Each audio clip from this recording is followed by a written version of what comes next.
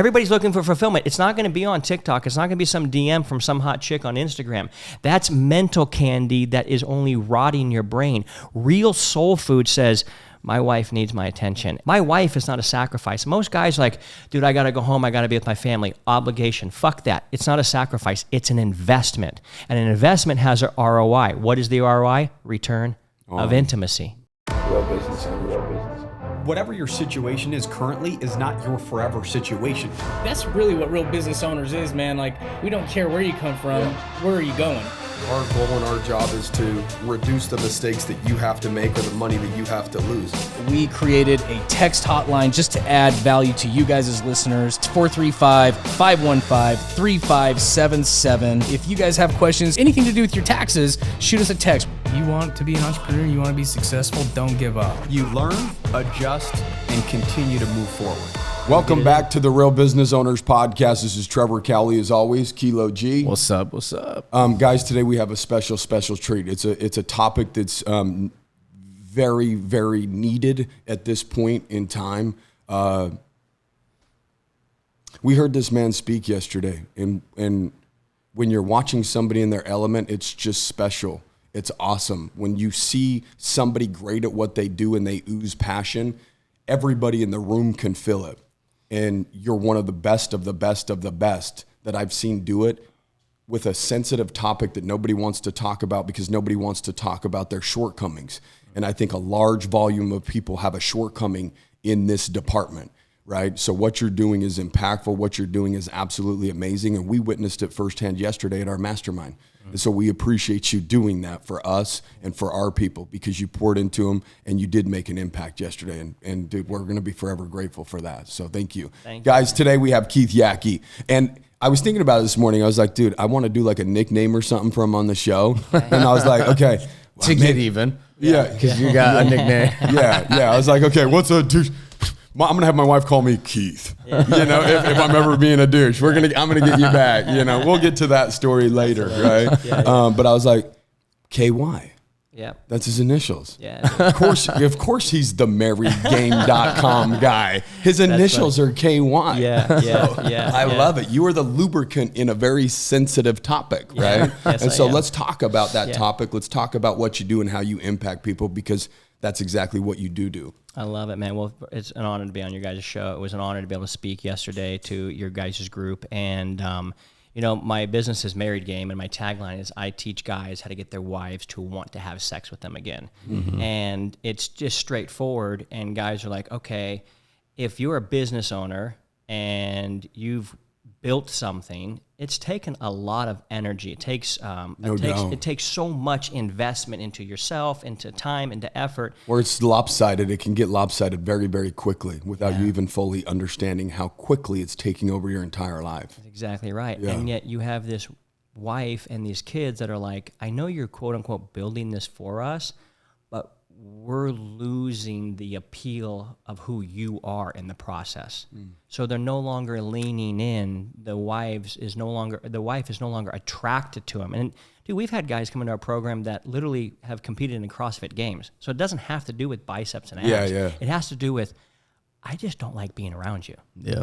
And that's what my wife said when she left me 5.5 years ago. She said, my life would be better without you in it. Like that is a total kick in the dick, dude. You're like, that's a low spot. wow. Okay. What the fuck's wrong with me? Right? Boy, this was the realization. The people that know me the best, like know everything about me. Yeah. Like on a Sunday morning, what am I doing at 8:30? Well, my wife and kids would know. Yeah. And they're like, "No, you don't pass muster."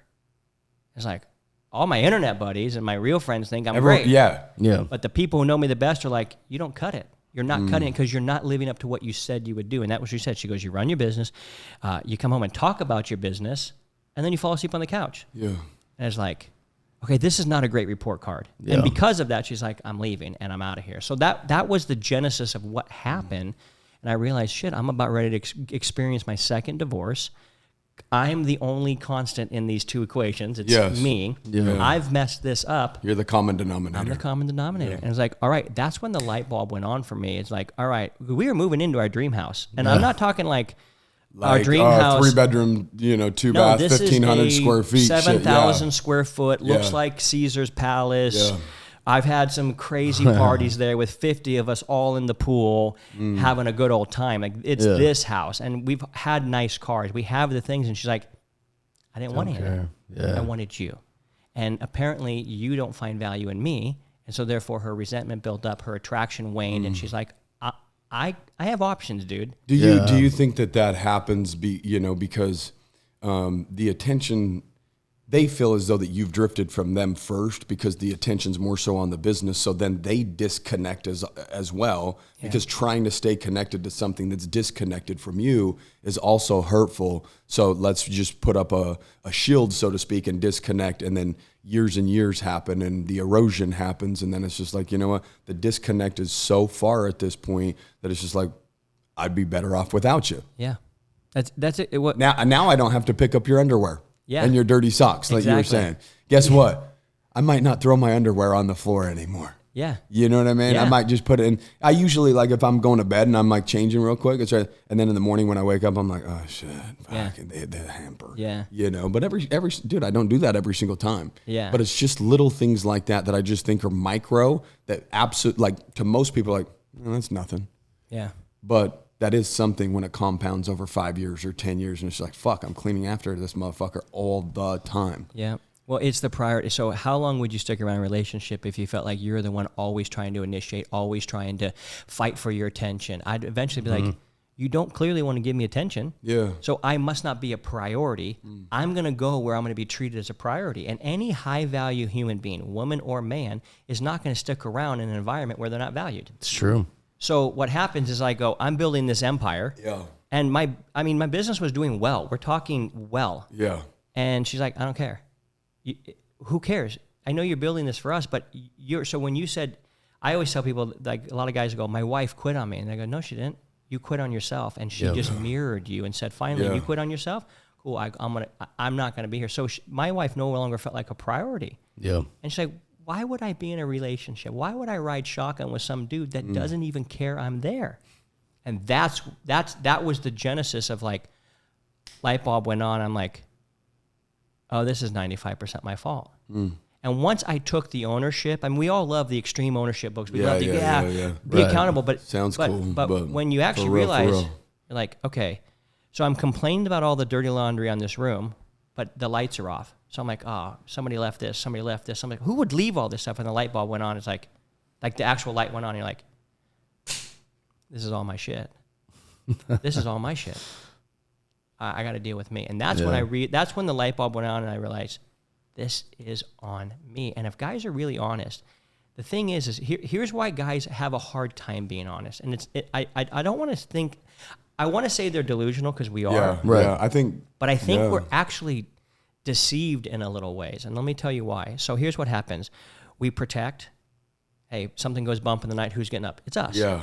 We provide. A lot of us guys, especially business owners, we're out building and creating, killing the buffalo, bringing it home.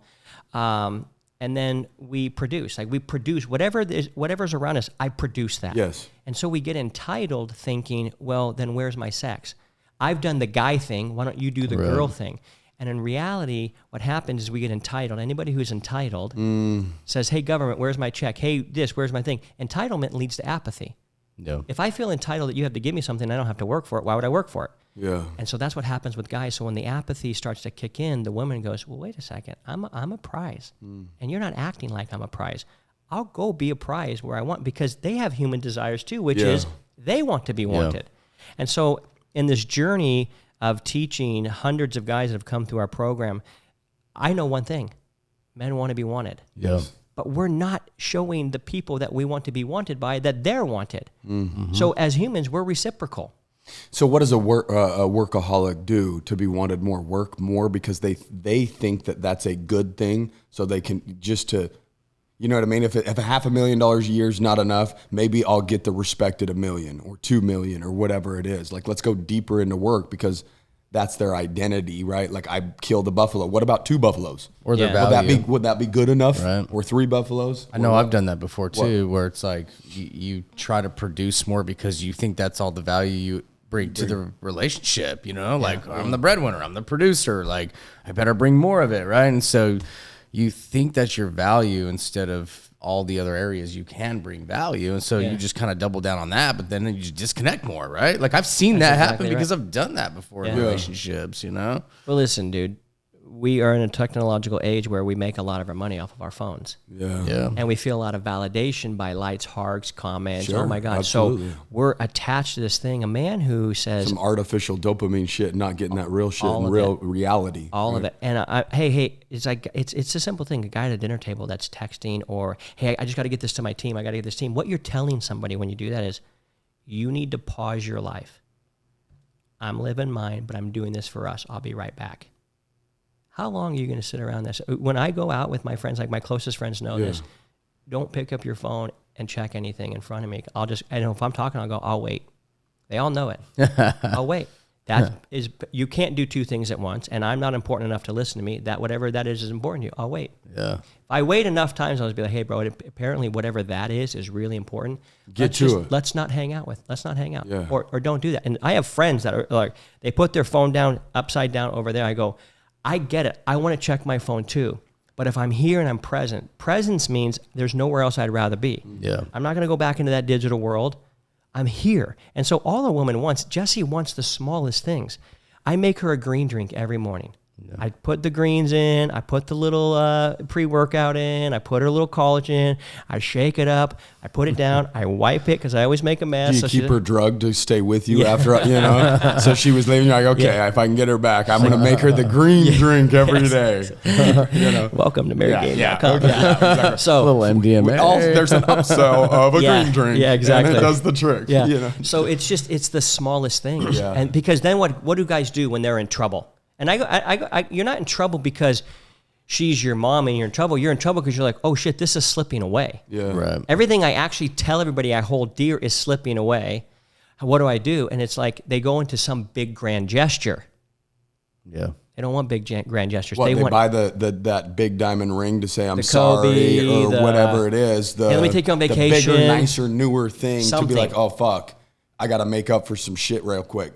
Throw money at it. Exactly. Yeah. And my wife's like, I don't give a shit about any of this stuff. Yeah. I wanted you. Yeah. Yes, I came to you when you had money, but your business has been up and down, and I've been through all of it. Yeah. So I didn't leave when things got tight for that season. I was there because I wanted you. And so your woman wants you, and yet guys think they want all this other stuff. Your kids want you.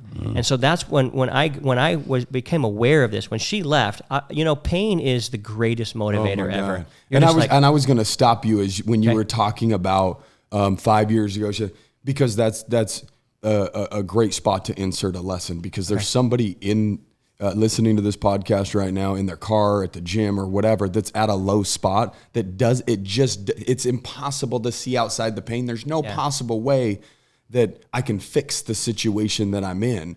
And that's what's so interesting is it's the same couple, it's the same human beings. They just chose to do things differently, right? And you're your own worst enemy if you feel that pit of despair, because what you're really saying is I'm not willing to change. And so I already know that there's a train wreck coming, right? And so it's like this weird thing, but understand that this man is a completely different man 5 years 5 years ago versus the individual that's showing up today for his wife, for his family, for his kid, like for himself. For myself. Fuck, it probably feels way better. This version of you is more fulfilled and feels better because you're investing in the right areas. And when you invest in the right areas, you get the right responses and the right things happen for you. Yeah. Right? The reason why life could be frustrating is maybe you're focused on all the monetary shit and none of that that's a chaotic place to be, and that's where chaos will be. You have to learn how to operate in peace in that situation, but are you really operating in peace where it truly, truly matters? Yeah.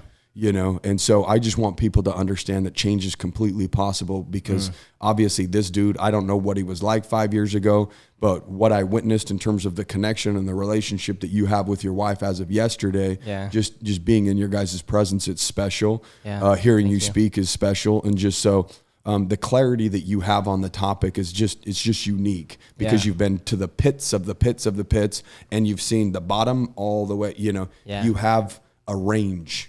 Dude, right, that most people don't have. Yeah, right? I was at the back of the pack. Yeah. That pretty much that's what I'm saying, right? I was at the back of the pack, but all my friends now are like, dude, you are the leader. Yeah. Like, and even my closest friends, and a lot of people know who my closest friends are, but it's like Taylor Welch and Garrett J. White and Pete Vargas and Dan Martell. These are the guys that I talk with. Those are my four closest. I call them my four horsemen. Yeah. I go, guys, we're all gonna be best friends till we're 88, and if you don't like that, then you got a fucking problem because I'm not letting you go. If you don't like that, just get on your fucking phone when we're hanging out. Yeah. About 5 or 6 times. Right, but You know? I mention those names only to say that those guys, all of us, we all talk about the same thing, and they all knew me back then and go, dude, Pete and Dan talked to Jessie after she broke up with me, like, hey, is this real? Is this for real? Or you just They're like, bullshitting? no. She's like, it's for real.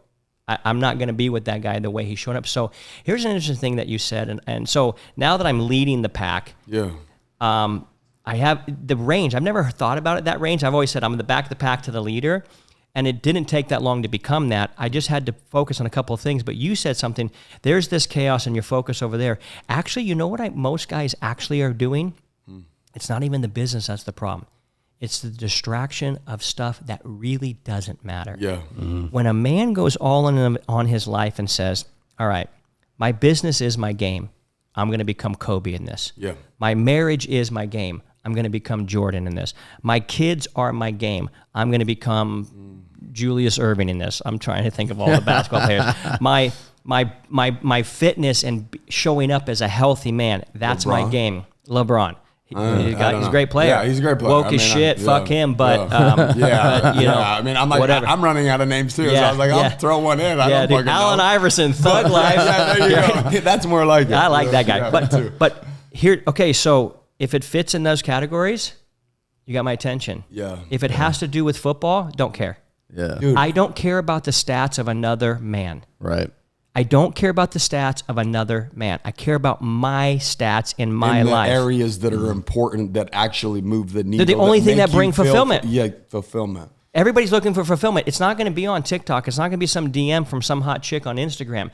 That's mental candy that is only rotting your brain. Real soul food says, my wife needs my attention. And you know what? When I give it to her, look, this is the biggest shift for me. My wife is not a sacrifice. Most guys are like, dude, I got to go home. I got to be with my family. Obligation. Fuck that. It's not a sacrifice. It's an investment. And an investment has a ROI. What is the ROI? Return of intimacy. Return of intimacy. Because I'm here. I'm present. Intimacy. We're intimate. Yeah. We're bros. Yeah. We can talk about anything. There's an Yeah. intimacy and a vulnerability. We're here. We're in the moment. I said, guys, I've got time from this time to this time. Let's go deep. I'm here. Nothing else fucking matters. Yeah. My life, nothing else matters. Today is, all right, I got to go home and I got to crush my second workout. After that, I'm picking up all my kids. We're grabbing Garrett and his daughter. We're going to Legoland. That's all that matters. I'm all in on this. Hey, did you hear about this? No, don't care. Why? Well, what does it have to do with me? Well, do you Nothing. think it gives people significance? Because if you watch the game and I watch the game and then we get to talk about the game, that's a form of what feels like human connection, but it's very trivial and things that just don't matter. So you're not having high frequency or high level conversations. Yeah. You're having low frequency and low level conversations over shit that don't matter. Yeah. The question is will that game matter in 2 years or 3 years? Will you even remember who won the Because I asked somebody that once. I said, who won the championship in basketball like 4 years ago? And they're like, sitting there like trying to like figure it out. Yeah, it's and I'm like, candy. because it didn't fucking matter. In the grand scheme of things, it didn't matter. Yeah. Okay, so have you guys ever seen my podcast where I wear our jerseys? I love jerseys. You guys have a softball team? No, it's a pool league that we invented. That me and my four friends, we all have. I'm the Orange County Grizzlies. Garrett's the Dana Point Devils. My dad's the La Habra Lions. My buddy Wade, who's another four horseman, is the Venice Beach Vikings. And we all get up and we just hang out with each other, talk with each other, and we play pool and we think we're good, but we suck. But here's the thing: You wear your jerseys? we all wear our jerseys, and we call it the Legends League, and we commentate it, and it's us building. And we love the game because it's so strategic. All of our minds became more strategic by playing pool because it's not just about hitting a ball in a pocket. It's about setting once it you up, hit too. that ball in a pocket, what about the next one? Yeah. And we all very competitive, which is a feature, not a flaw. And here's what happens. I don't want to wear another man's jersey. Yeah. That's weird. It's weird. I had my daughter had any jerseys. we wear ours. Yeah. Gummy bear or your Redwood name. number 19 on the back. That's who I'm playing for. Gummy bear? That's my nickname because I love gummies. THC gummies are my favorite. Yeah. So here's the thing. I had a guy, my daughter has a classmate that came over and plays with us, and the dad came over. And I opened the door. I'm like, hey, how's it going? He's like, oh, good. I got to get going. I'm like, oh, what's going on? He goes, dude, the game. I'm like, what game? He's like, football. I'm like, it started already? He's like, oh, it's preseason, but dude, it's just my team. and I My team? I get Like it. you own the motherfucker? But that's when you get to a level of like, what game are you playing? Yeah.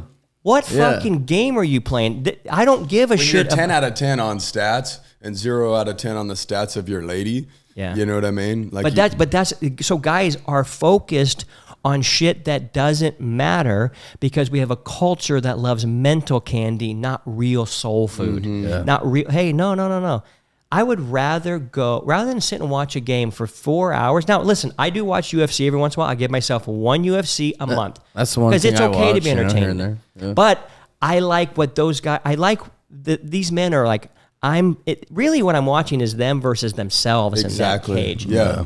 That's what's happening. So I go, I want to be more like that. I like that. Long story short, it's just weird for me to see a man care about another man's stats when he has not given any interest to his own. Yep. There's hours and hours in investment into somebody else that doesn't even know your fucking name. And listen, it's weird. I'm not going to try to. I've been that guy. I was going to say, I'm not knocking. I've been that guy. I learned a lot yesterday. So I'm not trying to say, hey, I'm not going to try to preach or put myself in a situation where I'm perfect or whatever the situation is, because I learned a lot yesterday and I appreciate what you brought to the table yesterday. As I said prior to hopping on the podcast, this is a topic that should be top of mind. Yeah. It just gets buried underneath a bunch of bullshit. And it's I think the system's built that way because it's built to destroy anything of truth, anything of goodness, anything that can create fulfillment. Why? Because if you feel this fucking big, then you're easier to control. It just really comes down to it. Yeah. And I love everything that you're saying because I was the guy that would want to watch it's Me a too. Monday night football game. Like, cool. Like, it's just something to do. I get to go home and take the world off my shoulders. And guess what? It doesn't involve me having to work more or do this or address anything that's stressful. I actually get to mentally clock out and just observe. Yeah. Right. And there was some sort of therapy in that. I will say I just love watching greatness. So like when you talk about UFC fights, like when I said I just enjoyed you yesterday because you were great at what you do and you were in your element, and those guys or gals, they're in their element, and that's peak performance on display. These individuals investing everything. They don't know what the fuck happened in last week's basketball game because they were fucking doing 4-a-days or whatever training for the fight. They're investing into the areas that they deem a priority are of importance, right? And so to watch people be great at what they do, I enjoy that. So the college March Madness, I didn't watch any of that, not even the last game. But every so often, if there's like a championship game or whatever, I want to see. I'll watch the Super best Bowl. of like stuff like that. Like I want to watch the best of the best after they've played all the trivial shit where well, it doesn't really matter till it matters. Yeah. Nobody remembers, number 3 or 4 in the league that, so it's like. Do you really watch the Super Bowl though, or do you just have friends over and it's in the background? Well, that's kind of, and then you look back and you're like, oh, that happened. Let's check the replay. You're really connecting. Yeah, that's true. It's like a place to hang out. And having my friends. It's a reason to hang out, really, in a situation like that. But you shouldn't want to, hang out every single Monday night for 4 fucking hours while your family's in the background. I just had to get real about it and go, this is not doing what I want. This isn't helping my life. So why am I dedicating so much time to it? Watching sports is whatever. It's the same. Like people might go, well, dude, Keith, you're really into something that has nothing to do with anything. Yeah. I go, I get it. But I eventually had to ask myself, if I really want to be the Kobe of what I want to do, am I willing to put in the work ethic and really the focus and the laser? All Kobe cared about was basketball. Yeah. He probably didn't know about what song or who this or whatever. Like that stuff comes in accidentally and like, oh, that's cool. Okay, cool. So it's not that to watch sports or not watch sports. It's, hey, if you don't like where your life is at, you should probably watch where you're investing your energy and your time. Prioritize. And dude, it's bro, for me to break away from football, I did that. It's almost 4.5 years ago where I said, all right, dude, this is a long Saturday and a long Sunday. Yeah. And I felt like, I was addicted to it. So I'm talking about an addiction I had. I'm not saying, oh, you guys are a bunch of losers. I'm saying, no. I was addicted to this, and it fucked my life up. And again, he has range because he's been there and been here. And so I want to make sure I'm relatable, and I'm not like, I'm just this guy, you better fucking blah, blah, blah. No. Yeah. Hold on. That was me. Yeah. And my life didn't turn out the way I wanted it to. So when I got very serious about going, no, I'm going all in on me. I'm going to have to not know some stats about some guys and about some teams that were important to me. I've got a signed Ray Lewis jersey in my closet. I've got a Terrell Suggs jersey. Yeah. I've got a Steven Smith Jr. I used to love the Ravens. I got so detached from watching it, not even knowing who was anything, that when I met Paul Kruger, I had no idea who he was. And we sat down at Nobu that one night at Sail Escape. He was sitting next to me. And I'm like, wow, a set of thighs like that. What do you play, rugby? I had no idea who the fuck he was. And I'm like, dude, there's some rugby thighs, bro. He goes, nah. I'm like, oh, okay, cool. And I didn't know any. He even told me his name. I'm like, oh, like Freddy Krueger. That's hilarious. We kept going. I had no fucking clue, even though I used to watch that guy and love that guy and whatever. So it was so distant. It was like that. Past. It was that milestone where I was like, dude, literally used to root for I almost bought that guy's jersey. Had no idea who he was sitting next to me, except some dude with big thighs and extremely good looking blue eyes. And I was like, okay, this is a problem. This guy's really fucking handsome. I'm gonna have to give him a headlock. And I wanted to like. And you chose to sit next to all of that. I loved it. Dude, that guy's a big, burly, good-looking. We've become friends. We send FaceTimes. We shit talking. I love that guy now. I love that guy, dude. So it's the concept of, all right, are you all in? You can fix your marriage easy. It can turn around very quick if you do these 5 things. Can I run through the dials real fast? Please, okay. I would love that. Okay. So when I got Jessie back, I started to realize there was things that she is going to objectively look at me at and go, all right, is this guy a good parent? If you're not a good parent, then your wife's going to be like, hey man, this is your child. Who cares about the game? Your child could use 3 hours of your attention. Why aren't you giving it? So a lot of times these are juxtaposed of dad on the couch, taking a break from the world. I need to relax. Watching some guys play a game, and yet their daughter's over there on the floor, and you're not down with them. Like, you don't give a shit about this. So the wife will build resentment for it. The second thing is a partner. Most guys are like, hey, quiet down. The game is on. You haven't talked to your wife for 3 hours about anything that's important to her for years.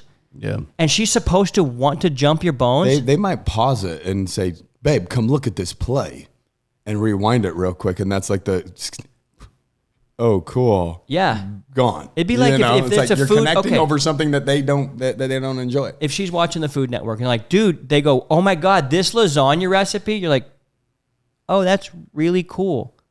Don't care. Yeah. Nobody cares. Nobody cares. The partner dial is these are dials that guys can rate themselves on a 1 to 10. Hey, how good of a parent are you really? Like, genuinely, are you a good parent? Does your child run into your lap? And if you see, my daughter is a monkey on me. She literally thinks dad was built for me to climb, hang on. Just hang on me, whatever. Like, that's what I love. Like last night, I was working a lot because of things that were coming up, but I take so much. I mean, I'm always there. I walk her to school in the morning. I'm there with her. But when I got home, I moved. I had a call from 8 to 9, but I called him at 7:30, and he goes, "Yeah, I'm ready to go now." I actually just got it done by like 8:15, 8:30. I washed up, and I went into her bedroom, and she had from 8:45 to 9 is when she reads. My daughter reads every night for. We let her read for an hour. I'm like, just don't go past 9:30. She goes, no problem. She goes, we got 15 minutes, and I was just trying to talk to her. She goes, you want to talk to her? I'm like, yeah, dude, hold on. I said, give me one of your stuffed animals in my head. She goes, we don't use stuffed animals for pillows, Dad. Use this pillow. I'm like, okay, cool. Like, she's got her thing. So I'm like, all right. And then we're talking about, okay, we're going to this tomorrow. But there's a dialogue. Yeah. It's a real dialogue with my kids, and she's becoming a savage. Why? Because I'm showing her. We have Yackey mantras. Yackeys never quit. Yackeys do hard things. Yackeys are winners. Yackeys keep their words. Yackeys love fun. Yackeys are great at making game. Yackeys love freedom. Yackeys love water. She knows these things like the back of her hand. She's a redwood. We have a concept of the redwood. We are immovable, unshakable, and tied together underneath where people don't see. You can't cut us down. We're rare. We're unshakable. Cold O'Doyle rules. What? O'Doyle rules. What does that mean? Well, you haven't seen that show? No. Where the whole family's going down the freeway. O'Doyle rules. O'Doyle rules. Happy Gilmore. No? No. An unhappy. Yeah. No. It's like I saw it back in like the 90s. Or Dude, something. it's It's like Adam Sandler. Is it Adam Sandler? Yeah. So I thought you'd catch that phrase, bro. I wish I did, but this is, it's real. Yeah, and so it we is. have a concept and a mental image of ourselves that we're redwoods. And dude, she came up to me, her cousins were in town and they're not redwoods, meaning like they'll leave trash, they won't pick up after. We have a concept called carry your weight, and she knows it deeply. Wow. And That's cool. she goes like this, and she goes, life's just better around redwoods, isn't it, Dad? I go, yeah, it is. It's so cool. She goes, why isn't more people redwoods? I said, because it takes intention. And you got to do hard shit. And most people don't like doing hard shit. And she goes, no problem. And it came out of her watching me do 45 minutes in my 50-degree pool treading water for my outdoor workout. And I would not quit. And she's like, I go, why do I do this? She goes, Yackeys do hard things. I'm like, you're damn right. I'm setting her up. So it's this investment into the thing. So your wife's looking and going, okay, you're a shit parent, or like you're not that present, or you're just obligated. You're just like, I better spend some time with her. No, dude, want this thing. She birthed it. Partner. Most guys are like, I need to put in some time. I better sit at the bar and listen to my wife talk because of whatever. No, dude, if they don't feel like you want to be around them, and I use that clever, if she thinks you just want the whole in her and not the whole of her, she's like, dude, like my wife said, I feel like a walking vagina. Like all you want from me is sex. And it's like most guys, that's how their wives feel. Yeah. My wife just happened to be bold and brave enough to be like, this is a you're dropping below the standard, buddy, and it doesn't work. You can go live that standard, you just don't get to live it around me. Third thing is the producer dial. Actually having resources and actually producing, and I say this, it's built into women to say, if we're in cloth seats, we better get leather one day. Yeah. They don't want to be cloth seats forever. Their desire is to grow and expand. Absolutely, Women are, it is. Have you watched a woman's nightly routine? Like their makeup and the it's hair. It's like a checklist. They don't miss. They don't miss. My wife does pull not. their hair back thing with that little thing, and they're like, They don't miss. Yeah. Their precision, their persistence, and their consistency in the detail, they don't miss. So when they watch us say, yeah, I'm going to do this, and then we don't. Yeah, I'm going to get that, and then we don't. They're just like, how do you not keep your word? So when it comes to producing, you've got to be able to produce results, and you've got to be able to have resources, but you become a workaholic, they don't feel like a priority. Yeah. Or if you take your foot off the gas like I did, because my business was running on autopilot, and I started popping Chipotle burritos like Tic Tacs, and I started getting a dad bod, and she's like, what happened to the guy? What happened to the guy? Now we're disconnected and you're getting sloppy. Yeah. So like, how am I supposed to want to have intimacy with you when in all reality, you're like, you're kind of gross. Yeah. You don't pay attention to me. You don't pay attention to my daughter. You don't pay attention to yourself. Yeah. I'm supposed to want to climb under there? Yeah. And do what? Hear you heavy breathe all over the top of me? Exactly. For 14 seconds. Yeah. You know what I mean? Like, oh, I like bedtime. And then guys go like this. They go, why isn't my wife into it like they're into the pornos? Well, I feel like I'm living a porno right now. Why? My wife's really in. After we got done with this, I had 35 minutes left. We went home. She goes, you know what we're doing? I'm like, you're damn right. Let's go. We got it on. Why? Because we love being with each other and we're there for each other. So that's the third dial. Fourth dial and fifth dial right here. This is where everybody makes a mistake. Yeah. I'm getting fired up right now. Let's go. Yeah. Dude, right. I love these. Here's what happened. You started breaking them down yesterday. Yeah, it's so clear. When you measure things and you have a metric like that and you're audit self and you're honest with self, like, that's when when you give somebody, hey, rate yourself, like, because you could give yourself false credit if you're like, yeah, I am, I think I am. But when you actually have to put a number to it, it's like, oh. And you bounce back and forth. Should it be a 7 or a 5? Like, yeah. And it's probably if you say 7 or 6 or whatever, it's probably a 5. You're just giving yourself credit. And I was thinking about that yesterday. I'm like, man, I got work to do in some areas. You know what I mean? I didn't have time yesterday, but I wanted to see, hey, how did the wife score the guy? How did that compare? Yeah. When I did it in Tahoe, the wife was like, I actually rated him lower than he rated himself. My wife was 5 points lower. I was like, oh shit, I got some work to do. So we got some work to do. But here's what happens is they realize you're all talk. Mm-hmm. And nobody likes being around people. Eventually you go, this guy's full of shit. It's hot air. So just, can you just stop You know talking? what else is hot air? What? A fucking fart. Yes. And that shit stinks, bro. Exactly. And nobody likes to be around it. Yeah, exactly. Okay, here's the other thing too. This was, when Jesse left me, it felt like it came out of left field. I was like, what? I was shocked. Yeah. That's how delusional I was. You're leaving so far gone. But listen, let me listen. We got so much good shit going on in our life. There's guys that I can't use their name that work with me. Yeah. They run big shit and they go, Keith, I'm in a fucking pickle. Yeah. And they're like, this came out of nowhere. I go, did this happen, this happen, this happen? They're like, yeah. I go, you've been 2 years in the making. You didn't see it. They're like, oh, dude, how did I not see it? I go, you were blinded, bro. Most guys are. But hey, you're awake now, right? Yeah. I said, it's time to get to work. So here's the next two dials that most everybody messes up. The fourth dial is the player dial. And that is bringing playfulness back into the marriage, having fun, going on date. If you're not fun to be around, why would anyone want to be around you? So that's what attraction really means, is they're leaning in and they're not repelled. Why does everybody like hanging out with me? I'm a really fucking fun dude. We're going to laugh our ass off. You're the gummy bear, dude. I'm the gummy bear. Everyone wants to, I'm the gummy bear, baby. You do all the, but for whatever reason, when you're doing all the right things, you do attract people because people see that and people gravitate towards real and truth and authentic. And that's what's missing in the world. So you can it's easy to be a magnet by just doing all the right things. It's just not easy to do all the right things because it takes time, money, effort, energy. And we just don't want to overexert ourselves and really tackle that big beast. And the big beast is over there just growing. Growing and growing. The fight is just getting bigger and bigger and bigger the longer that you don't address whatever that thing is, right? Nailed it, dude. And it's my life's mission and goal is very simple. I think the definition of greatness and success is that people feel better about themselves when they have been around you. Yeah. I want you guys to feel great about yourselves after having been around me. Not because I left you where you were. I'm like, oh, you're fine. But you go, dude, there's another level, and I actually know how to get to it now. Yeah. And so I tell people, I'm not lowering the bar. I'm only going to raise the standard. And I think the most valuable thing that you can ever offer the world is a high standard. Yes. Because guys that want to, like, I can't give guys with gazillion dollars anything that they can't buy themselves. The one thing I can give to a man that has everything is the one thing he's lacking, and that is a standard that's so high that he aspires to rise to it, because that's what calls. I only work with guys that are called to live to a higher standard.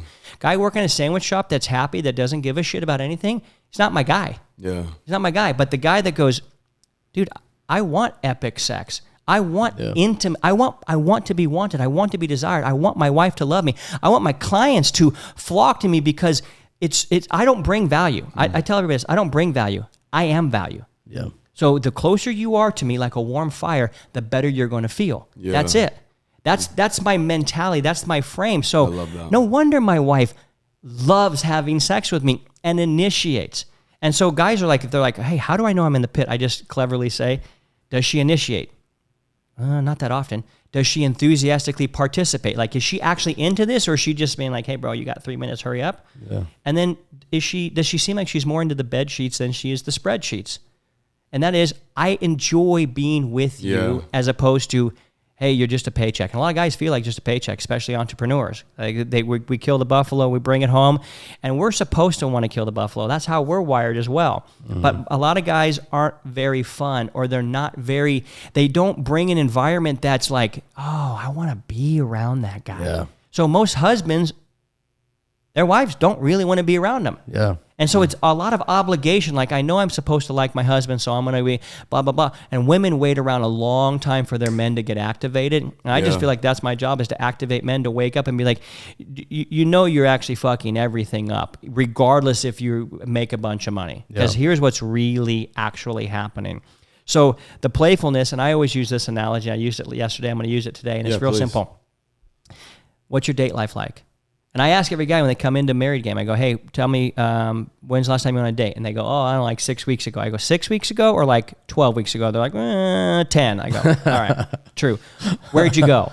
And they go like this. They go, oh, well, dude, we swang through Home Depot, picked up some parts for the house, and then we went through the drive-thru at Chick-fil-A. It was amazing. I go, amazing to who? We went to fucking Sears and got a new washer and dryer, bro. Yeah. That's different. Yeah. You're shopping for and I always go, goods. I go, no shit, Casanova. No wonder you're not getting more ass in a toilet seat. Nobody likes that stuff. Those are errands, not a date. Take her out of stepping off the Legos and the breast milk and the formula and the PTA meetings. And all this. Take her out of that environment and back to where did you meet her? You met her in the wild. Right. You want her wild? take her back out into the wild and do what they want to do, you know? Like, so a few years ago, my wife is my best friend, and I would tell everybody she's my best friend, but she'd always say her best friend was Ashley. Yeah. And I'm like, what the fuck? Like, I'm your best friend, aren't I? Right. Well, it's different because, like, I could do anything with her. I could tell her anything, and I can't do that with you. And so that was a wake-up call for me, man. Yeah. And I was like, okay, I don't like going to concerts. Well, I do now. Yeah. Because I started being like, realizing like, dude, I want to take her to more concerts. Yeah. I want to take her to more, That's what my wife wanted. shows. I want to go have more fun. And like you said yesterday, that girls want to have fun, right? Like the song. And so that's what I do now, man. It's like for her birthday presents, like I bought her Jason Aldean in New Orleans. So we're going down there for 3 days, And she literally loved it. next week. And that was her birthday gift. And it was like, I just started doing that a few years ago. she's pumped. I actually like freaking concerts now, you Yeah. know? But I started doing things like that because my motivation was like, I want you to say, I'm your best friend. Yeah. Not Ashley. Yeah. You know, and I like Ashley too. She's cool. Yeah. But like now, You I can always just put like a hit on her. well, just like a year ago, she's finally like she started like making these comments that I was her best friend. Yeah. But it took that investment into like going out and having fun. Yeah. Right? Because I wasn't. I thought I was fun. I wasn't fun to her. Yeah. Right. And so Yeah. anyway, Well, you keep saying something. I think that's super important to highlight. You keep saying environments. We curate and create our own environments. Yeah. You know what I mean? Like if I wanted to get in super good shape or whatever, right? Like Kel signed up for the marathon, which he's doing in like 2 weeks. He created an environment for himself in the future that's going to dictate his actions and his habits leading up to it. Right? He can't push that date back. It's going to happen. He created a situation that would force him to perform in a certain way. Like what situations are you creating? What environments as a creator are you creating so that you can thrive in the areas that you want to thrive in the important areas of life, right? Exactly Like right. what's the area? Like, yeah, you could sit on the couch with your child or you can go on a bike ride with them. Yeah. Like you're still there and with each other, but create an environment that's fun.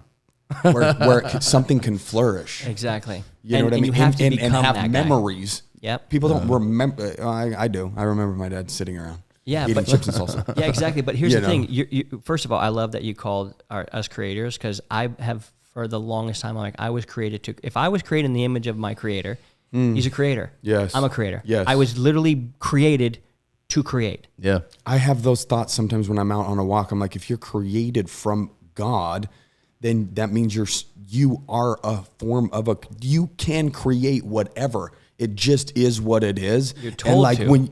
Dude, You're supposed to. you're supposed to. That's why we are here. We think entrepreneurship is crazy because so few people actually activate their creator button. We are a form of our own God, of our own universe, and our Yes. own world. Yes, there is a higher power, Sure. but they gave us the ability to create Yes. our reality because Yes. he created a reality that was fucking garbage 5 years ago, but he also created a different environment that is now flourishing where his cup is full and he's fulfilled and his family's fulfilled because of the environment that you created. That's. I'm so glad you mentioned that because that was what I realized. I was the problem.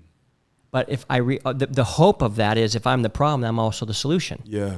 And when I go, oh shit, this is in my hands, regardless if Jesse came back, regardless, and some guys are like, well, my wife hasn't left physically, but mentally, emotionally, spiritually, sexually, she is checked out. Regardless if they come back, you have to do this for you. Yes. You can't say, I'm a fun guy. Really? Show me the evidence of all the fun you've had. Yeah. They're watching with your eyes. Words mean nothing to women. It's their Right. eyeballs. They're like, you're a fun guy? Tell me the last thing that you did for fun for you. And Jesse knows. I'm creating fun everywhere I go. And she's just like, I love when he brings me with. Like, I have fun. When my 5 or 6 buddies come over, we all have our jerseys. And Jesse's just like, oh, here they go again. Because what do we do? What do guys do? We talk shit. We compete, we laugh, we drink beer, we get shoulder high, bump and check each other. Yeah, and we're nut tapping, and we're having a blast. She's like, "Oh God, here comes the testosterone Yeah. crew." I'm like, "You're damn right," and you love it. You love it, right? She's like, "I'll be back," right? But but it's like, how do I know? I'm gonna go get my hair done. Yeah, It's not- exactly. I'm She sorry. goes, "But how does my wife know I'm fun?" Well, because we live right here. Yeah. And we go to Mozambique, which is right there, on a date night, and we watch the sunset on the rooftop. And then we go over to Marine Tavern Room over there, where they have a pool table and a fireplace and big leather couches, and we'll get an espresso martini, and we'll laugh our ass off, and I'll talk shit with the guys playing pool, and then we'll go walk on the sand, and we'll have a good time, and then we'll get back in the Escalade, and we'll go almost home, and she's like, pull over there, and we'll have sex in the back of the car, and then we'll go home. How does she know I'm fun? Because I do fun shit. Not because I say I'm fun. No, I am fun, therefore I do fun things. And I don't have to convince her I'm fun. I say, you want to come along with this? She goes, you're damn right I do. Yeah. That's why I always love quoting the great American poet Cyndi Lauper when she says, girls just want to have fun. It's that simple. Have fun, but you have to become the guy. What you said, you have to create the environment. Well, you have to become this guy. Yeah. So one of my friends, super successful dude, total winner. I love hanging out with him. He's actually one of my favorite people that stimulates my brain more than anybody. And I've known him for a very, very, very long time. He's not a part of my 4 horsemen, but he's that guy that we hang out with maybe once a year. And He's on deck. But no, but it's more of the 5 horsemen. It's more like we hang out once or twice a year, and when we do, we go, well done. Like it's pure joy. Mutual respect. It's pure and joy. Yeah. Pure joy. And it was really clear. And I just said to him, "It's like, he goes, is it really 95% of the guy's fault?" And I go, it's actually 100%. He goes, well, what are you talking about? I go, what I've discovered over the last few years really diving into this was it's 95% the guy's problem if there's an issue in the marriage. But the reason why it's 100% the guy's issue is because if he decides and realizes and becomes the guy that he's no longer the issue, he gets to decide if he stays in this environment or not. Yeah. So it's 100% on the guy to say, will I live in a sexless marriage the rest of my life? I don't know. That's up to you. Yeah. Which means it's 100% on you. So if a guy comes through and he goes, all right, I've become a provocateur. That's what we call it. That's the way of the provocateur is becoming a man. A provocateur is a man who provokes his wife to want to be with him. Mm-hmm. I'm a provocateur. It's like it's a badge of honor. I provoke my wife. I don't have to beg my wife. I provoke it within her. She wants me. You can't negotiate desire. You become the thing that's desirable. You become this thing. I become a provocateur. If I become a provocateur and my wife goes, I don't like this new you. I don't think it's great. I think you're blah, blah, blah. No problem. You're allowed to think whatever you want. But if you don't like me when I become the best version of me, that's a problem. You don't get to ride shotgun in my life. Yeah. So you can exit anytime you want. In fact, we have a statement in Married Game that says, her response does not dictate my standard. Her response dictates how long I will put up with her living below my standard. It's on me. Amen. And it's the same the other way, right? Like 100%. It's the same. That's both why ways. she left me. Yeah, exactly. Jesse goes, because it was you're not below living up to the my standard. Yeah. Exactly Raise up, bro. Yeah. And that's cool that your wife does that. Most wives don't. They don't say anything. They just observe. Yeah. And they disconnect.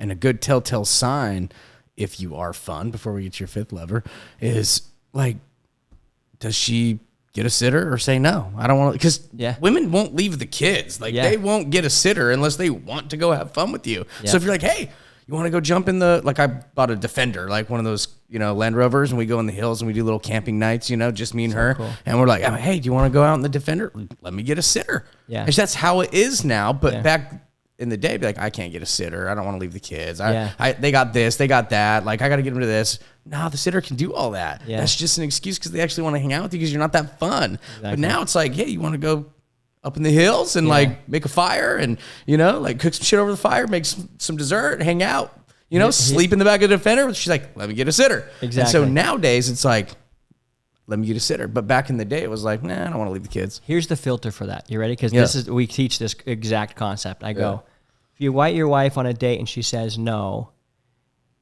pause and ask yourself, if Jason Momoa asked her right now, that's Aquaman, or I was gonna say I don't know who that is. The dude from Game of Thrones, the Dothraki. Yeah. I think he's like he's long a specimen. Hair, fucking, he's like the modern day. What was that old Fabio? Let's just say The Rock. Or the dude from McDreamy, whatever, Grey's Anatomy.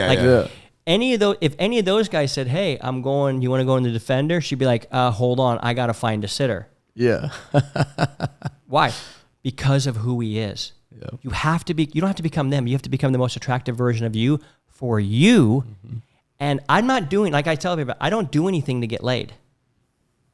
I become the best version of me for me. That's why I get laid. Yeah. And so a lot of guys come to married again. They go, my wife doesn't want to go on a date. I go, well, then you need to go. They're like, what do you mean? I go, buy 2 tickets to a comedy show and let her know she's invited. If she goes, I don't want to go with you, go, no problem. Go. You go alone. Why? Because you're taking the action of being a fun guy going, well, if you're not going to have fun, I guess I'm not going to have fun either. Wake up, pussy. Yeah. Go have fun. Lead by actions. She's watching. She's like, oh, dude, this guy's taking this fun thing serious. Go on a date with yourself if she's not going to go on with you. Why? Because you want to go. You're not doing it for her. You're not doing it for them. You're doing it for you. This is why you have all the power in the world. When you do anything for the wrong reasons, it's just it won't work, right? Like somebody that tries to lose weight for the wrong reasons, it's not going to work long term. When somebody anything that doesn't have truth behind it is only finite. And you see yourself a certain way. The reason why you're in such great shape is you see yourself. The reason why I wear short shorts is because I see myself as an athlete. When I was growing up, I wore short shorts as an athlete. Why? So when I got back in shape and I'm dialed in because of 75 hard and all this other stuff, I go, I'm wearing short shorts because that's what athletes do. I get made fun of all the time. You know what I mean? I go, well, hey, I got amazing my legs. You talked to yeah. Thighs out, bro. Yeah, bro. Skies out, thighs out. Skies out, thighs out. Yeah. Baby. So it's this becoming. I don't take out the trash or I don't pick up dog shit because I'm hoping my wife will go, wow, he's a great dude. No, I want to be able to look in the mirror and go, I'm a great dude. Yeah. I think it's yesterday a good point because I've been guilty of it when you're washing the dishes. And so I want to relay that because I think it's important because it's super relatable. Yeah. Right? Like you make sure that they're watching you the 1 minute that you actually do something or the 5 minutes. So you're clanking the pans and the plates around and just be like, is the dishwasher clean or dirty? You already know it's like clean. You're just like letting them know that you're about to get to fucking work. You know what I mean? Yeah. Like, and so everybody's guilty of that. And so I thought that was funny that, you know, you're not unique if you do that, right? Like clank, clank, clank. Everybody does it. Yeah. And in other words, you're ready for the transaction. Yeah. You've paid your price, so to speak. And right? You're doing it for her approval. Mm-hmm. And you're doing it to get something, which is taker energy. Who likes a taker? Nobody. No one. No one likes it. Literally no one. Yeah. But that's what guys try and do. They're like, oh, watch, I'm going to do this so I can get something. Women are smart, dude. They're bloodhounds. They can smell that shit from 17 miles away. They're like, oh, here comes one taker guy. Okay, I'll give you sex. He did the dishes once every 3 months. Yeah. Yeah. It's like, oh. You're not, dude, do what you do and have your arrangement. Jesse and I have our arrangements. We understand who's supposed to do what. I don't take out the trash because for any other reason than that's my fucking trash. I don't like trash piling over me. The trash is full, and that's your you look at it and it's like, there's something wrong here. I'm going to fix it. So you go into environments, whatever the environment is, and you, again, just do the right thing. Yeah. As dumb as that sounds, when it's full, you're doing one or two things. You're either pushing it way down just to fucking delay and hope that somebody else takes out the trash, her, or, you know, whatever. Yeah. And fill. And then it's like overflowing. You're like, fuck, man, nobody's taking out the trash. I guess I will. Yeah, what right? it would take a minute? Yeah. Because all guys but I just think everybody's guilty of that. We all are. Nobody goes into marriage and into a relationship and just fucking hits home runs just every fucking year, every at bat. It's just not taught. That's true. It's not taught. That's what it comes down to. So it's like I just know it's relatable to everybody because everybody's living in this world that we live in, and it's just we get peeled apart. You know, it just is what it is. Guys feel like just because they provide, I did my thing at the office, I'm going to come home, I'm at my castle. You're not a king. Shower me with compliments. Yeah. And be all over me. Oh, did you go provide for us? Oh, you're so great. No, I provided for me. Yeah. You're blessed to be in my family because we have abundance, because I'm an abundant guy, because I'm an ass kicker at what I do. Yeah. How fucking lucky you guys get to be with me. Yeah. That's the attitude. Mm-hmm. My wife and my daughter are so fucking blessed to be with me. Yeah. Why? Because I put in the work to become the guy that literally any woman would die to be with me. That's not cocky. That's not arrogant. I was the biggest piece of shit 5.5 years ago where no woman would have ever wanted to be with me. And I said, okay, I figured out how to become this guy that if for some reason, if Jessie got out of bed, slipped and bonked her head on the bedstand and realized, you know what? I don't want to be with Keith anymore. I'd break my heart because Jessie is my best friend. We talk about literally everything. I can share anything I want. Any thought I have, I go, what do you think about this? Anything. Crazy, sexual, doesn't matter. I can share it all with her and she can share it with me. Yeah. If she wants to leave that, that's her choice. But I do know this. Nobody's putting in the same amount of work as you. No. Listen, there's 100 women lining out my door saying, how can I be the next Mrs. Keith Yackey? I already know that because of what you're about to say. Because you did the work, yeah. I did the work. And you know deep down that you did the work. Like, you know for a fact that, like, okay, there's not many fathers like me. Yep. Like, you know that to be true because you're so intentional about it, and you just know that most people aren't intentional about it, right? It'd be like this. If you could, if someone said, hey, are you in good shape? Yeah, I'm in good shape. Oh, you're so cocky. No, I put the work in. I can take my shirt off right now and you can see my abs. That's all it is. Yeah. So what I'm saying is, guys, I've got... The work exudes the confidence. Exactly. Right. Because I didn't do the work for anybody else. I did it for me. Which leads actually into the fifth dial. And that's how you could be consistent. That's how because you did it for the right reason. I did it for... I eventually said, you know what? I'm tired of doing all this shit for the Instagram. I'm tired of doing all this for all these fucking people that don't actually matter. Yep. What do I think about myself? And so that led to the fifth dial, which is the power dial, a man standing in his power for no other reason than I know who I am. And so I'm not doing things out of validation. I'm not doing things out. And the only way to have power is to do what you say when you say you're going to do it every single time without fail. Right. People say, I'm human. Human means you forgot. Human means you made a mistake. Human doesn't mean I get to not fulfill my word every once in a while because, hey, I'm human. Fuck you. Yeah. You have to do what you say you're going to do every time you say you're going to do it. I do forget shit. Yeah. That's called being human. Yeah. Human is forgetfulness. Weakness is when I decide not to do what I know is right. That's not that. We are weak as humans, but I'm not going to have that in my life. I will not allow weakness in my life. And if somebody talks negatively around me, I go, hey man, you get one more chance.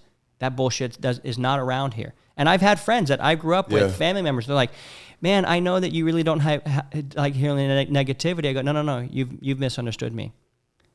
You can come to me with any shit you have, and I'll help you fix it. You come to me and talk to me about their bullshit that you're mad about. I don't want to hear about what you think about them. I don't care about them. You don't get to complain to me about them. You can tell me about your issue, but whine about them, no issue. So having the power simply means this. You won't give them the environment just to fucking feel good over some bullshit.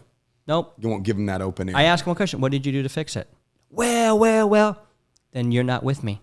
Yeah. You're not cut from my cloth. You don't get to hang here. Dude, you're really elitist. Yeah. You're damn right I am.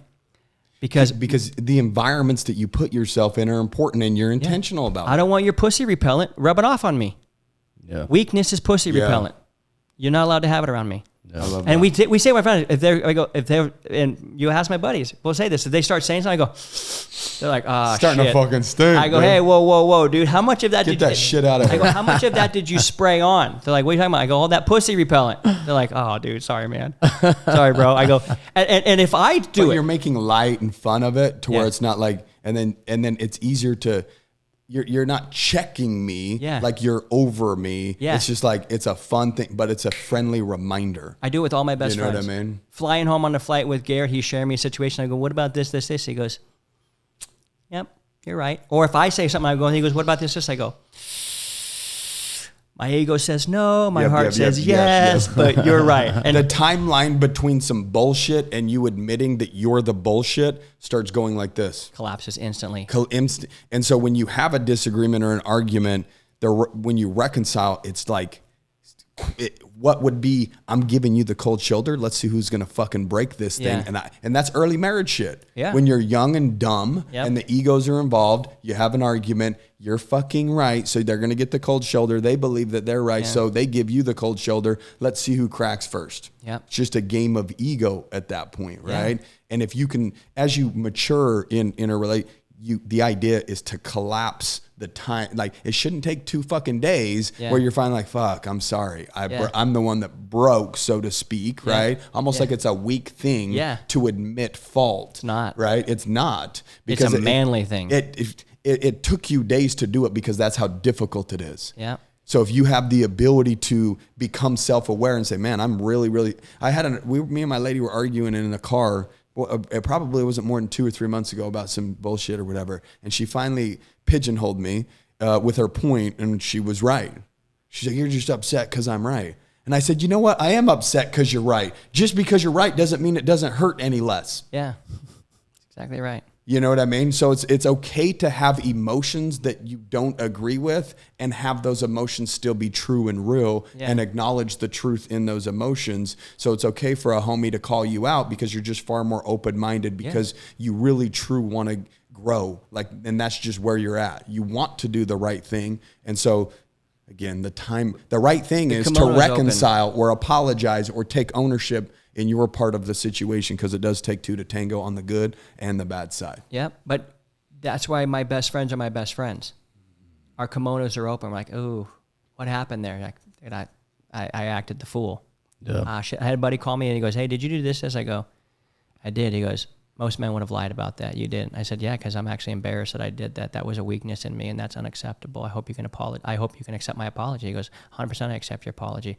I've actually done things way worse than that. I go, yeah, probably. He goes, dude, I love you all the, if you, I've crossed people's boundaries before. I'm not fucking perfect. I've crossed people's boundaries. I've crossed my close friends' boundaries. But then they check me and go, whoa. Hey, you're crossing my boundary. And I go, my bad.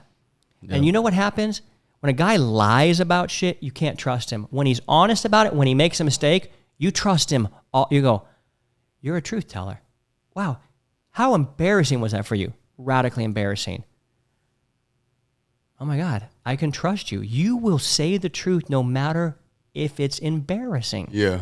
That is a superpower. It doesn't make you weak. So when it comes to this, makes you more relatable, if anything, because everybody's human and goes through times of struggle. Everyone. And you see somebody like, oh wow, I'm where he was 5 years ago, so there is hope. Absolutely. Really, that's what it comes down to. And that's the power thing, is we ask questions like, do you edit or audit your shine around your woman? Do you edit things that you say? Like, my wife doesn't really like my short shorts. My wife doesn't believe in a creator. I believe in a creator. I don't edit my talk about my creator and my gummy tents and my putting my fingers in the beard of God and touching the face of God once a week when I go into my special moment with my God, with my creator every Sunday from 6 to 9 p.m. That's my time. I've never missed it. I'm 37 months into it. I have not missed that meeting every Sunday night. Nothing could ever pull me off of that meeting unless I've had to push it to Saturday night. I've had to push it to Monday night. But once a week, I've always done this. My wife's like, I don't know who you think you're talking to in there. I go, I don't care what you think. Yeah. This is me. So she goes, I respect him. He doesn't waffle on his opinion based on what I think. Yeah. That's powerful. I don't become a pouty little bitch when she rejects me. Jesse never rejects me, but there's a lot of guys that when they do get rejected, they're so rejected that they're afraid to ask. And then when they do ask and they get rejected, they become pouty little bitches. Yeah. And they get passive aggressive and like, well, if I got laid around here a little more, maybe I would do a little more around the house. And that goes, you're in the validation trap. Yeah. Validation trap is you do things to get validated. And you're looking for your wife to validate you. Therefore, you become her child. And women don't like having sex with their children. Shouldn't have to validate doing the right thing is what you're saying. Yeah. So you went to work. Thanks for being a man. You connecting with your creator is your truth, and you're filling up your cup so that you could be the best version of you for them. Yeah. Even though that might disagree with it, you're doing your truth and what's right for you to show up in the areas that you need to show up in. And you know what she said, Trevor? What? This is what she said. You're a better dude for it. Yeah. So whether I believe it or not, I can't bitch about how you've you're got so much to this better. point. Yes. You're such a better dude because of it. So if you checking in with, and I'm like, how can you not believe in a creator, dude? We're waterproof. We close our eyes and recharge our batteries with no cables. Like, this is incredible stuff, dude. Yeah. Like, how do we do this? Right. I don't know.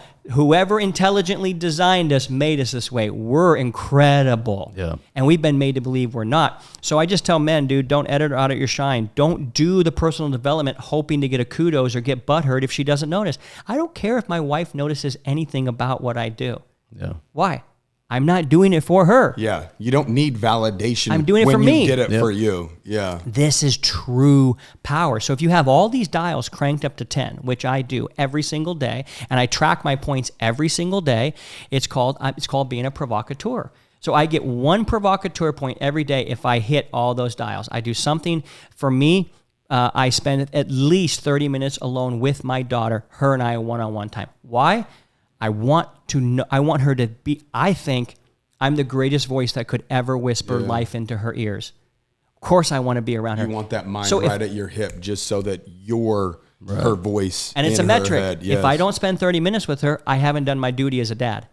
The same way if I don't go into the office and do whatever, I haven't done my duty as a producer. The same way if I don't show up as a partner, I make that green shake. It's not a lot, but I asked her just the other day, I've been doing this for years. And I go, hey, does this green drink still mean anything? She goes, 80% of the time I come down and I go, ooh, we made it. Yeah. Oh, I've been going at this for probably three and a half years on that same shake. Well, if somebody was going to try to do something for, again, just validation, it wouldn't last 3 years. No. You're actually doing it for you because it feels good to serve. Feels so good. Dude, it feels... That's why you're doing I it. shake Or else it it wouldn't have lasted 3 fucking years. Yeah, and I know it blesses her. You would have done it a week or two and just like, this isn't really getting the And result that's what I most want. guys do, Trevor. Boom. That's what most guys do. What do? They go, they try all the pseudo solutions. I need to do more around the house. A happy wife, happy life. I need to buy her more gifts. And they try it for a couple of weeks and go, that didn't work. The intention that you do things with matters. Because It's you could go all through that the matters. motions and do the exact same motion and then do it with intention, two totally different feelings. Yeah. That's why I go, it's not wrong actions to serve, to make her happy, to do these things. It's not the wrong action. You have the wrong attitude. Yeah. You're looking to get something. They can smell. Attitude that's why I was like, when I saw you wear this yesterday, or I saw a couple, I think you wore one yesterday, right? Last couple days. I saw a couple, and I'm like, I can't wait to wear this on their podcast because I believe this so much. Yes. I believe this so much. You're in the same relationship that you were. It's just a completely different perspective because your attitude is completely different about the situation. And you know what's cool? I don't have any competitors in my game. Like literally, I don't look at any competitors. I've got some collaborators, but I don't think anyone's on my level. And I know that sounds cocky. I don't care because here's the number one reason why. Yeah. Most guys lost their first wife. They got a second one, and now it's good. And they're talking about how good it is. Nope, I'm different. I lost my first wife and got her back. Or I lost this wife. My first wife, long gone. But like my second wife. But it's the one that I lost, I actually got back. Yeah. So I went from absolute dog shit, she's like, my life would be better without you in it, to... My life is so enhanced. 2 weeks ago, we had a live event at the Man Cave. She's sitting there talking. My wife loves talking in front of the guys, and the guys love her. We call her the mole because she's team girl, right? Yeah. And she goes, Keith ruined me. I could never be with another man after Keith. Yeah. He's the greatest guy I know. I love and adore him. He's absolutely ruined me. If he dies, I know I'll probably move on, but he set the bar so high. And I actually had a guy this week tell me, he goes, you're kind of an asshole. I said, if your definition as an asshole is holding a standard and expecting you to raise to it, call me an asshole. But if you're calling me an asshole because you have hurt feelings, because you don't want to rise to the standard, then you got yourself a wrong definition. Well, in some of asshole. cases, people remind them of how much they're falling short in the areas that are important. So it's just like, fuck that guy. Because if I don't say that, then the work would have to start to begin. I want to say exactly. I want to say one more thing before I gotta go. Yeah. And it's about your name. Okay, so this is fun, dude. I'll take a bathroom break while you go. No, this is so good. No, it's so I love good. it. I love it. It's all good. So good. I enjoy having fun with it. Yeah, it's so fun. Yeah. So when my wife left me, and just so you guys know, I had no part in this. It's just a complete coincidence. Yeah. We dude, it was actually Taylor that, because he knows the story about how my wife. So when I got back, my wife's like, dude, the guy I left, you're so different than the guy I left, and that guy was so douchey. She goes, I got to think of the most. This is what she said. I got to think of the most douchiest name ever to just associate that old guy with you. And she goes, we're gonna call him Trevor. So literally. If I'm acting a fool and she goes, that kind of reminds me of Trevor, I'm like, oh shit, dude, I've crossed a boundary. Subtle reminder without having to get a full bitch I just slap. know. I just know. I go, okay, dude, if that's Trevor-esque, and she has PTSD from Trevor, and I can slip into Trevor. Obviously, I was him. And then for about a year, it was just Keith. But about a year coming back, just about 4 years ago, she goes, I got a new name for you. I go, what's that? She goes, Sancho. Mexican side piece, because she looks at me like we have that kind of fun, like we flirt, we send pictures, it's truly engaged. like it's really engaged. So that's where I was giving a speech in Tennessee. My buddy Taylor Welch came up and he watched it and he goes, dude, you tell the story of Trevor to Sancho. He goes, you should have something called the Trevor test, that people can actually see how big of a Trevor are they. Yeah. And it will give them an ability to understand. So when we were talking yesterday, I'm like, all right, pull out your phones. We're going to go to thetrevortest.com and let's see how big of a Trevor you are. Yeah. And figure it out, because that puts a metric, not emotion, a metric. Well, the metric you is... You can not like it all you want. Yeah, but it's truth. Exactly. Yeah. It doesn't matter how much you hate truth. Yeah. It's still truth. It's like, I always say this. It's up to you just to accept it. And once you do that, then you've got your power back. Yeah. And people go, well, that's unfair. Well, the gazelle could cry to its creator, it's unfair that the lion has stronger muscles, runs faster, and has sharper claws. Yeah. But it's still the truth. Yeah. So no matter how much he complains, you better get your ass running, because you're either lunch right now. Don't be the weak motherfucker in the pack, because that's who. And this is what men need to hear. Yeah. It doesn't look like I'm tough. No, dude. Men have just as much emotions as women. We have just as much pressure. We have just as much shit we're going on, but nobody's willing to admit the truth and go, dude, I'm fucking confused. Well, if you don't know where you're at, go to thetrevortest.com, take it. We'll grade you. We'll tell you where you're at. And if you need help, book a fucking call. We'll jump on the phone with you and tell you how to fix it. If you don't. It don't matter. It's not going to affect my life. Yeah. But if you're like, hey, my wife's checked out, this, boom, boom, boom. You can either go to thetrevortest.com, you can go to marriedgame.com, whatever you want. But get the truth and deal with the shit in your life, or else, because I told you guys my mission yesterday. My mission is keeping families together. Yeah. I don't think that 80% of divorces need to happen. They're either over money or over sex.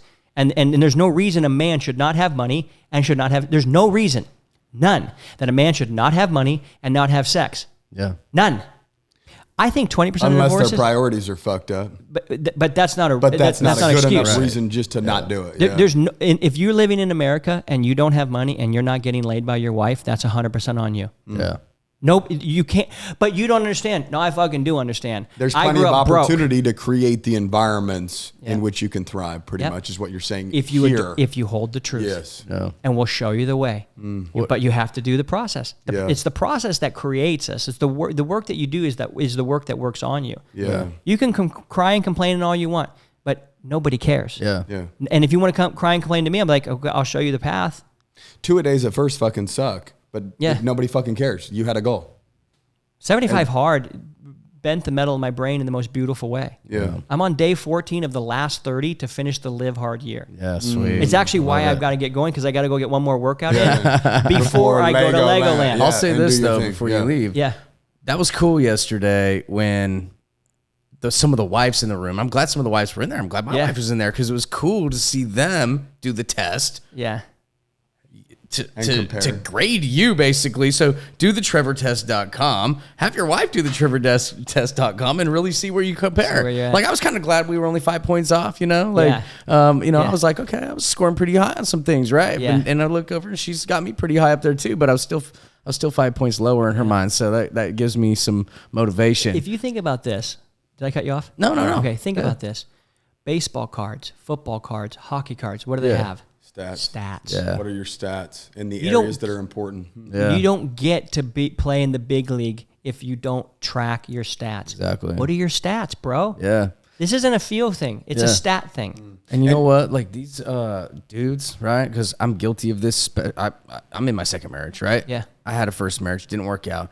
But, like, so much of these dudes think they're so badass because they're such a great producer. But if you're not pulling all these 5 levers that you talked about today, it doesn't fucking matter, because you're still going to be a producer for them. Every freaking state in our nation, dude, is like, you're going to freaking pay that woman, bro, whether you're in the marriage or not, you know, when you've built this life with her and she's built this life with you. And so I've been through that. I had to pay even though I wasn't with her, you know? Yeah. And so it's like, if you think you're a badass and you're not pulling all these levers that you talked about with us today, it's like, it doesn't matter. You're going to still be paying her anyway. You're still going to be a producer for her. Yeah. So why don't you invest into these levers so that you can actually have a badass life with someone instead of just being the producer for someone her looking at you like a paycheck doesn't feel good in the marriage, it's definitely not going to look good when the marriage is over, right? And so well said. that's what I've loved about all your 5 levers and sharing with us at our Well, event, sharing with us today with our audience. When you break it down like that, it's easier to digest and then audit self. Like when you just say, hey, get your priorities straight, and you're like, oh, fuck, where do I even start measuring where I need to improve, right? Yeah. And so I just want to highlight before we're done here, because you said, the trevortest.com, that's all fine and dandy, but it's very short.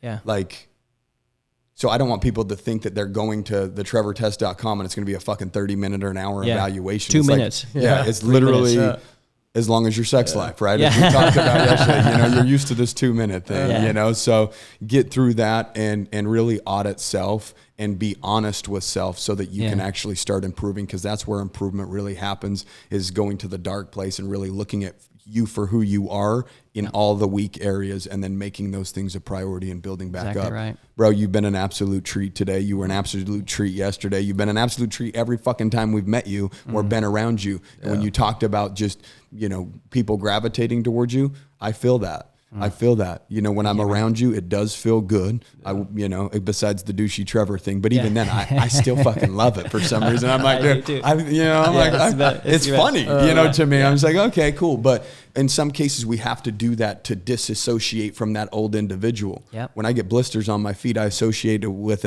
me callousing my mind in order for it to make sense for me to keep going. It's not just a blister. I'm doing what does it do here? Yeah. Right? I can't see you as just this individual anymore because you're so different. So let's label it as something else so that my mind doesn't see you as that anymore. Sometimes we have to associate things with different things in order to make the past, or in order to perform in the areas that we need to perform. It's up to you to pull the levers to get the perspective that you need in order to perform and deposit in the areas that are important. So, amen.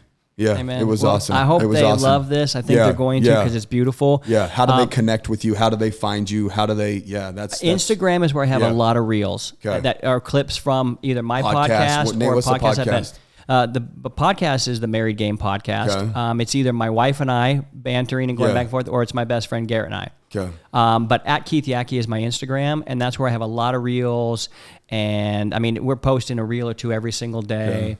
And then if they want to just be like, hey, I want to see a long form video of like what this thing is actually, it's the marriedgame.com. And then you can obviously take the Trevor test. Take the Trevor test. and then reach out. This guy's of service. He's of impact because his mission and his values and his standards are in the right place. Yeah. And so I just know when you're around the individual, the intention is good and good things can only come from it. So I know we all struggle in this area from time to time. It's an important topic. So if you feel like you're at a low place in this area of your life and you want to enhance it, make sure that you reach out to an individual like this, because man, he knows what he's doing in this department. This is where he's great. This is his purpose. And so we saw that yesterday. Guys, we hope you enjoyed today's episode. Make sure you share it with an individual that you know can benefit from it. Other than that, keep kicking ass, and we'll see you next week.